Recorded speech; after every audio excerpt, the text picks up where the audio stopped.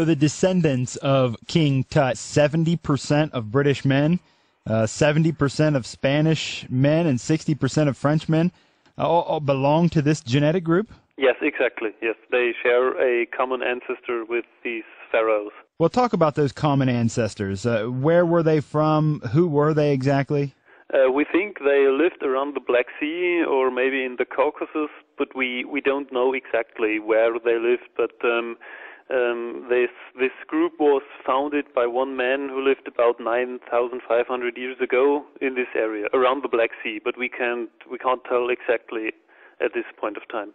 Is this surprising? Yes, it is very surprising because we didn't know that this lineage of Tutankhamun came from the Black Sea or from Anatolia or the Caucasus, because it didn't came from Egypt. This was surprising for us. Yes. Is it possible that because the group seems to be so large and includes so many, for example, 70% of British men or 70% of Spanish men and 60% of French men, that kind of thing, is it possible that there are other famous pharaohs or other famous people that are in this group? Yes, I think so. It's possible. Of course, yes. As it's very big group, we sure have some other royal lineages which belong to this haplogroup. Is it possible that it's even outside of the great Egyptian pharaohs and maybe other people? Yes.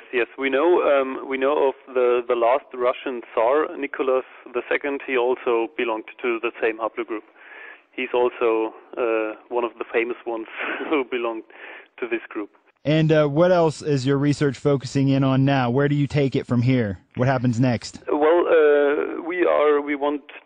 what we wanted to do with this publication is to start the discussion, because I think it's very interesting to find this haplogroup in an ancient pharaoh, and we would like to know how did this lineage come to Egypt, and we of course are searching for the living closest relatives to this lineage by comparing the profile to the tests we will do within our project.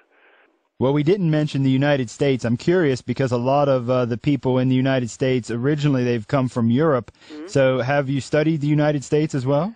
Well, we often concentrate on the European countries because our the customers of DNA companies from the United States do also want to know which European country they came from. Most Americans from Europe have British or for example German ancestry, so Western European, and I think there's also many men live in the United States with this haplogroup. Well, thank you for chatting with me. Thank you too. That's Roman Schultz, the managing director of IGENA, the company studying the DNA of King Tut for the project. Are you a direct descendant of King Tut? You can find out more at our website, worldradio.ch.